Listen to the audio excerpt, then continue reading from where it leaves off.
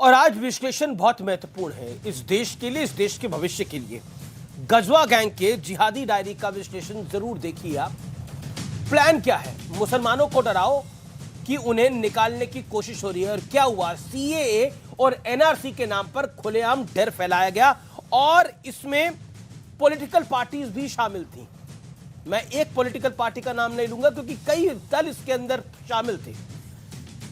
हिंदू राष्ट्र के नाम पर डर का माहौल बनाने की कोशिश हो रही है। अक्सर आपने सुना होगा चर्चाओं के अंदर, डिबेट्स के अंदर, बाइट्स के अंदर अक्सर आपने सुना होगा कि आप भारत को हिंदू राष्ट्र बनाओगे, एक डर पैदा करो। भारत हिंदू राष्ट्र नहीं है, ना होने वाला है।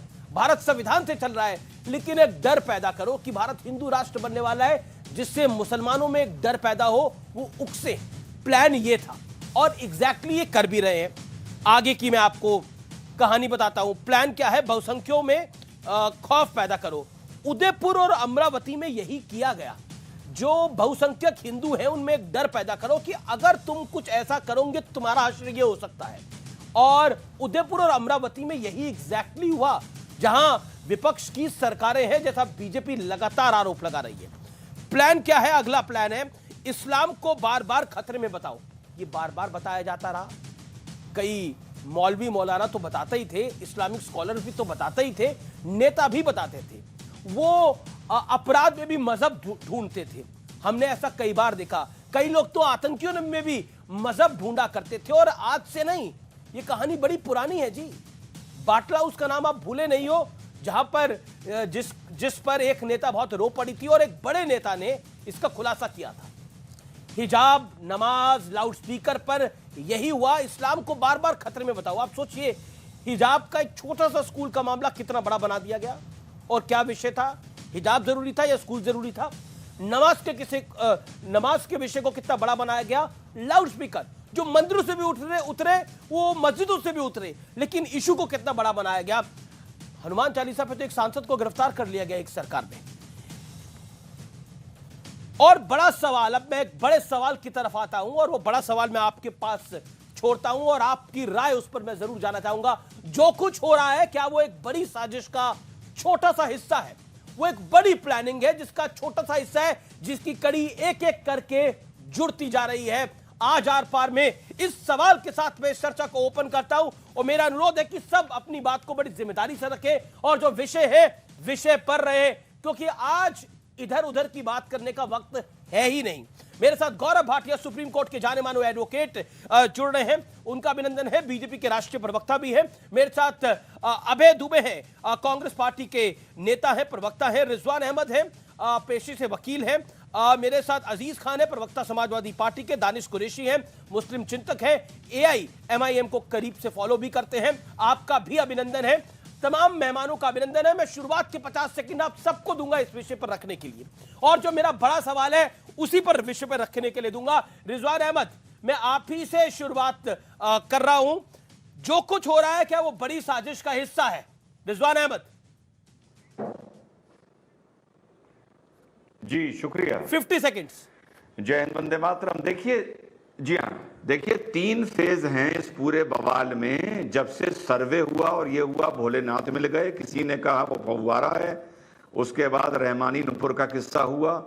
इन दोनों के बीच में भोलेनाथ का जम के इस देश में मजाक उड़ाया गया, गंदी गंदी बातें की गई, गंदे गंदे मीम बनाए गए।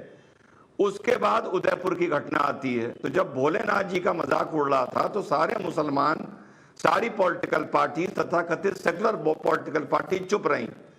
जब नुपुर रहमानी का कांड हुआ तो पूरा देश नुपुर के पीछे पड़ गया। लेकिन जब उदयपुर का कांड हुआ तो सब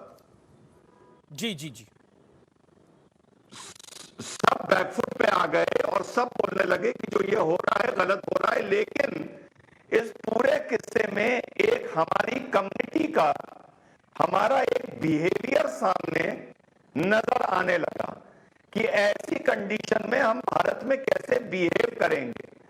और ये उसी की एक श्रृंखला है जो रुकने का नाम नहीं ले रही है।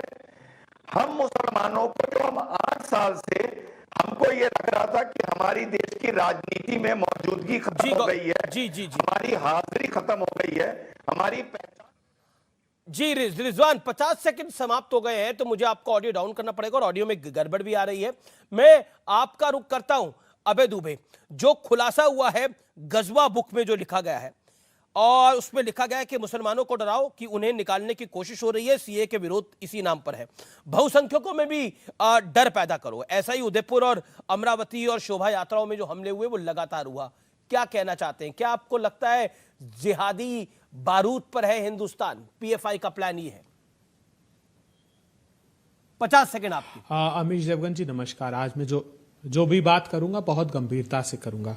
2017 केरल लव जिहाद, एनआईए की रिपोर्ट के हवाले से अमीश देवगन जी ने बताया कि पीएफआई का हाथ है। 2016 कर्नाटक रुद्रेश की हत्या, अमीश देवगन जी ने शो में बताया कि पीएफआई का हाथ है। दिल्ली का दंगा हो, कानपुर का दंगा हो, हाथरस हो, अभी बिहार की घटना हो या राजस्थान का जिक्र हो, अमीश देवगन जी के साथ में चर्चा में था, उन्होंने कहा कि पीएफआई का हाथ है। अमीश देवगन जी ने 9 मई 2018 को बहुत अच्छे संबंध चूंकि अमित शाह साहब के साथ आपके हैं, उनसे इंटरव्यू किया। 7 मई 2019 को किया, 26 मार्च 2021 को किया और अभी 22 फरवरी 2022 को आपके चैनल ने इंटरव्यू किया। एक भी बार नहीं पूछा कि पीएफआई पर अमित शाह साहब प्रतिबंध क्यों नहीं लगाया। आप लोग 8 साल से सत्ता में हैं। 2020 अगस्त में उत्तर प्रदेश की सरकार ने केंद्र सरकार को आवेदन दिया कि पीएफआई पर प्रतिबंध लगाइए। 2021 अप्रैल सॉलिसिटर जनरल तुषार मेहता ने सुप्रीम कोर्ट में बताया कि केंद्र सरकार की तरफ से पीएफआई का प्रतिबंध लगाना प्रक्रियाधीन है। मिनिस्ट्री ऑफ होम अफेयर्स का ये 18 अप्रैल 2022 का ट्वीट है, एएनआई ने किया। उन्होंने कहा कि इस प्रकार के कोई भी प्रस्ताव पर हमारी चर्चा नहीं चल रही है अमीश देवगन जी। तो कब तक अमीश देवगन जी सिर्फ डिबेट में यह मुद्दा उठाएंगे? क्यों केंद्र की सरकार अमीश देवगन जी के शो का संज्ञान नहीं लेती? क्यों उनकी बातों का संज्ञान लेकर प्रतिबंध नहीं लगाती? नहीं लगाएगी, क्योंकि कर्नाटका के चुनाव में यह वोट संग्रहित कर रही है उनका राजनीतिक संगठन एसडीपीआई। जब तक वो उद्देश्य पूरा नहीं हो जाता, केंद्र की लग रहा है कि उदयपुर में गला कटवाकर वोट मांगा जा रहा है। को याद रखिए, महाराष्ट्र के कोल्हापुर में गला कटवा के वोट मांगा जा रहा है। सीए के नाम पर विरोध दर्ज करा के वोट मांगा जा रहा है। यह आपका ऑल्टरनेटिव है। गौरव भाटिया, आपकी राय जरूरी है। पीएफआई के नाम पर आप वोट मांगते हैं, आप वोट बटोरते हैं, लेकिन कुछ करते नहीं है। कांग्रेस कहती है कि आप ड्रामा करते हैं। अमीश जी, सबसे पहले मैं इस चर्चा में भाग लूंगा, लेकिन मैं कुछ जिज्ञासा के लिए आपसे पूछना चाहता हूं। ये जो व्यक्ति यहां बैठे हैं, दानिश कुरैशी, ये क्या दानिश कुरैशी वो हैं जो अरेस्ट हुए थे भगवान शिव के लिए अपशब्द कहने के लिए? मैं सिर्फ जानना चाहता हूं। और मेरे 2 सवाल और हैं। जी जी, क्या ये वही दानिश कुरैशी हैं? जी जी, वही है दानिश। दूसरी बात, वही क्या इनका हाँ, क्या इनका ट्विटर हैंडल दानिश कुरैशी 1 है? इनसे भी आप पूछ सकते हैं। दानिश, मुझे एग्जैक्टली ध्यान नहीं है, पर दानिश, आपका ट्विटर हैंडल दानिश कुरैशी 1 है? दानिश, मैं जवाब ही दूंगा। अमीश, उनको पहले सवाल कर लेने दीजिए। भाटिया साहब को सवाल कर लेने दीजिए। शायद इन्हीं का है, शायद इन्हीं का है, जैसा वो बोल रहे हैं उन्हीं का है। और अगर इनका है तो अमीश जी, बिल्कुल स्पष्ट एक बात कर दूं, डिबेट 10,000 हो जाएंगी, लेकिन इनका एक ट्वीट है जिसमें ये लिखते हैं, एक सवाल मन में है, किसी की आस्था को ठेस पहुंचाने के लिए नहीं, पर मेरी खुद की जानकारी में इजाफा हो इसलिए पूछ रहा हूं। जो बोले हैं कि शिवलिंग मिल गया तो बताओ, और आगे मैं पढ़ूंगा नहीं, मेरे हाथ में है। और इस तरह का आपत्तिजनक ट्वीट इन्होंने पिन कर रखा है। उठा के इनको हटाइए प्रोग्राम से। मैं इनके साथ चर्चा नहीं करूंगा, बिल्कुल स्पष्ट कह दूं।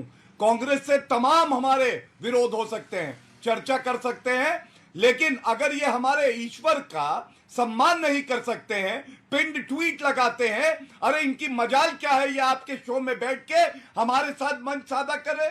इनको हटाइए यहां से, चलिए अपनी उसके बाद चर्चा की शुरुआत करेंगे। मैं गौरव भाटिया, बिल्कुल आपने जो बात बोली उसको मैं कंसिडर कर रहा हूं, लेकिन दानिश कुरैशी भी अपनी सफाई में कुछ कहना चाहते हैं। 40 सेकंड सुन लीजिए उनकी बात को, फिर आप अपनी बात कह ले।